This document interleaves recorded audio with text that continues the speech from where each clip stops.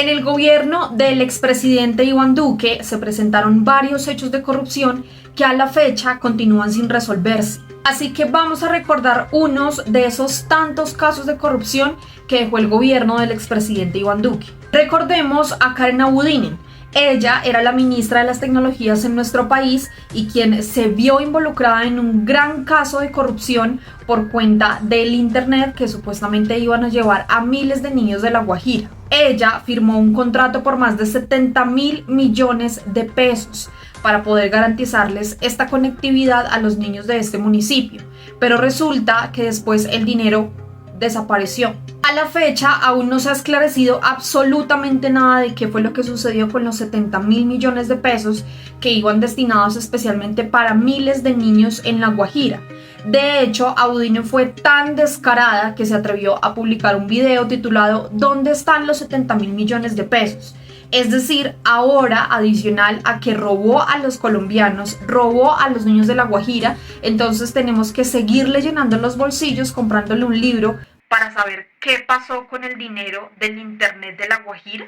Ahora trasladémonos al Departamento de Prosperidad Social, quien en el momento en el que Iván Duque era el presidente de nuestro país designó a Pierre García como subdirector de programas y proyectos de este departamento. Pierre García es señalado y en este momento está investigado por la Fiscalía General de la Nación por ser presuntamente el máximo cabecilla del escándalo de las marionetas. Este fue imputado en diciembre del año 2023 y en este momento se encuentra investigado por, al parecer, direccionar dineros bajo la fachada de obras civiles con dineros del Estado a congresistas que eran bastante cercanos a él. Dentro de estos, recordemos que también se encontraba Ciro Ramírez, el senador del Partido del Centro Democrático, quien fue capturado en diciembre del año pasado por estos hechos de corrupción.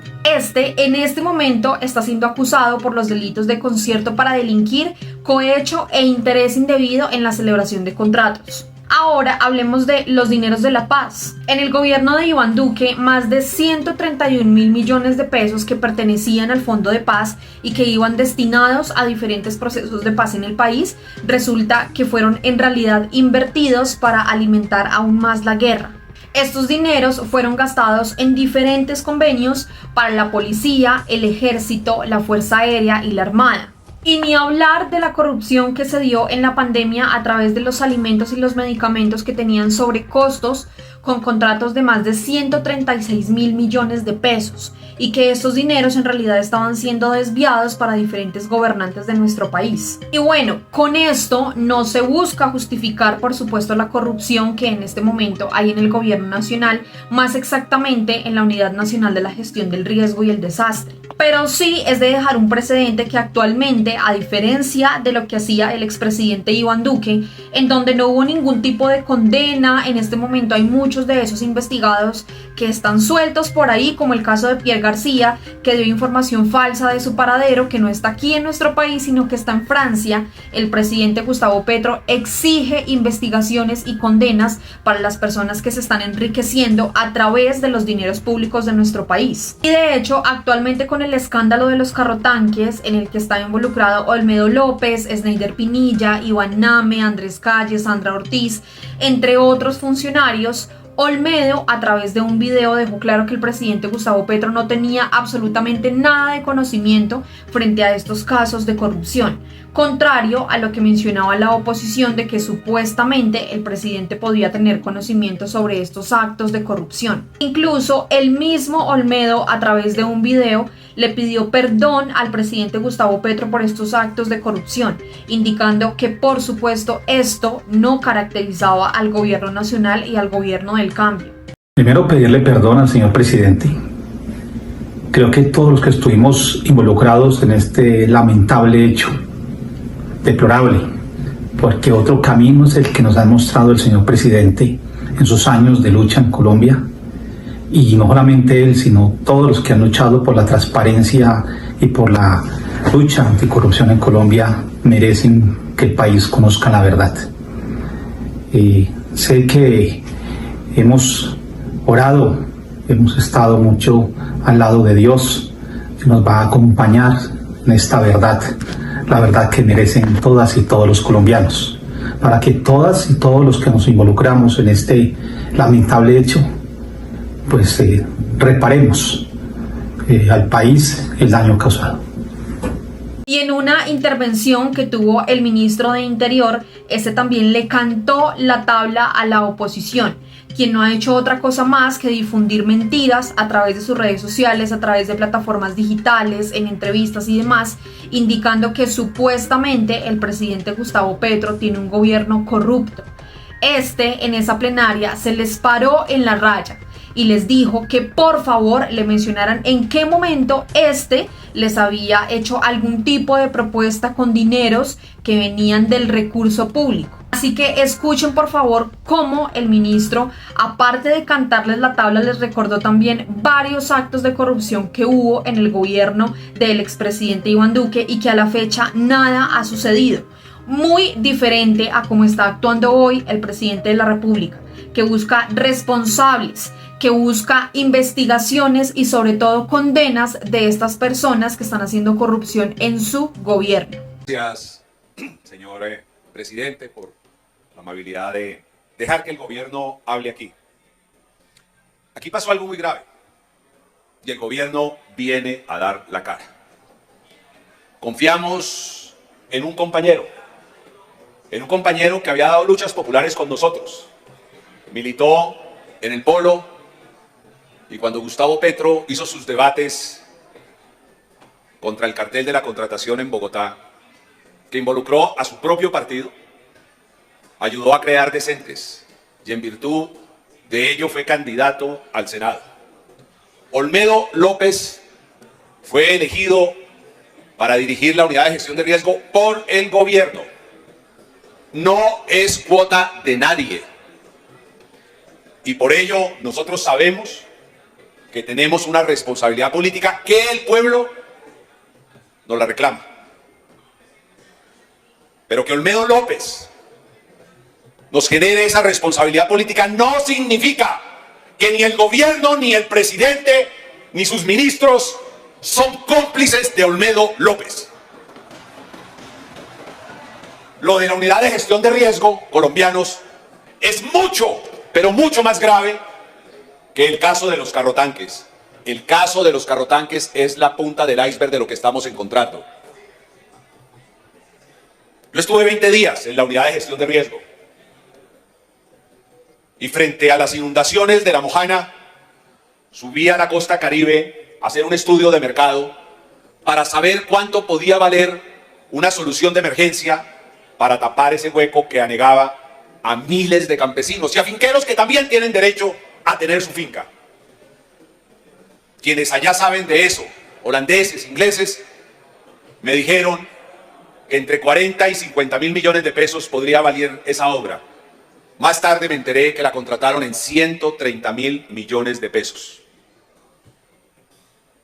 Los jagüeyes de La Guajira, a los que le trabajaron 50 horas y que son cientos, luego nos enteramos que pagaron 150 horas. Olmedo López tendrá que contarnos su relación con funcionarias de la alcaldía de Uribia y los contratos por interpuesta persona con el padre de esas funcionarias, entre otras cosas. Tendrá que contarnos los convenios que estaba haciendo.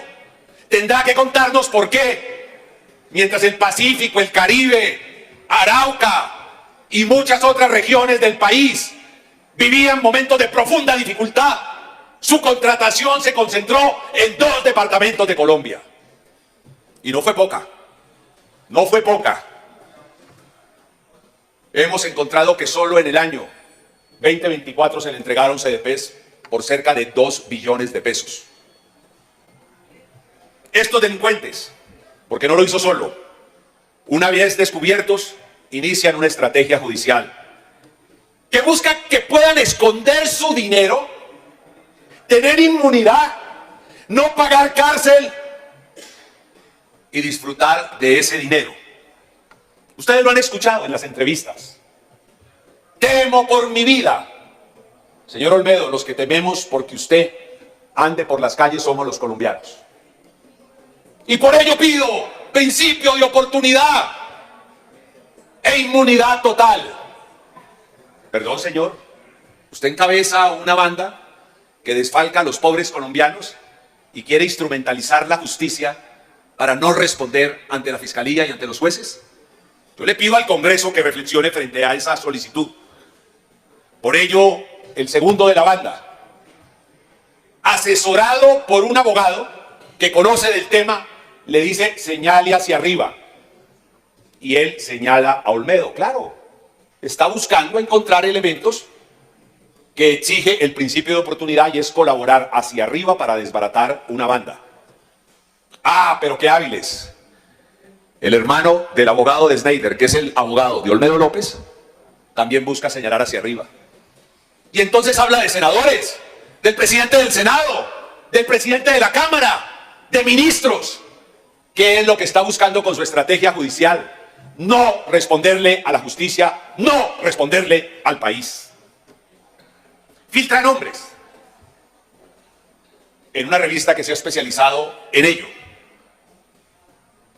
Pero cuando este ministro sale a los medios de comunicación y recuerda que se ha enfrentado no una, sino más de una decena de veces a montajes, que sabe defenderse y que si alguien va por un principio de oportunidad y le miente a la justicia lo va a perder, inmediatamente desdice lo que dijo en la revista. Y su abogado dice, no, el ministro no está en la matriz de colaboración de Snyder López. Y entonces apunta con su dedo al presidente del Senado y al presidente de la Cámara. Yo, señores senadores, quiero decirles que cuando este señor habla de dineros que hoy esconde, y la manera de esconderlos es decirlos que los usó para la compra de respaldos y votos por las reformas del gobierno, señores senadores, yo he sido el responsable político aquí en esta plenaria. Y mirándole a los ojos, a todos, especialmente a los senadores de la oposición, les pregunto, ¿alguna vez a alguno de ustedes yo le he ofrecido un centavo por votar alguna de las reformas?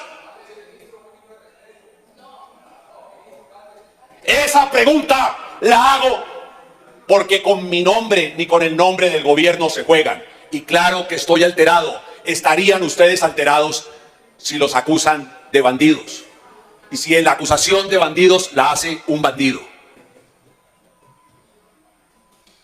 En derecho, y en especial en el penal, se habla de contraevidente. Y voy a plantear dos casos en donde puedo utilizar esa expresión. El señor que ustedes eligieron presidente del Senado, en un debate político democrático, derrotó al gobierno y derrotó al ministro del Interior. Ustedes son testigos. No ha sido precisamente, y hoy lo volvió a señalar, amigo de las reformas del gobierno.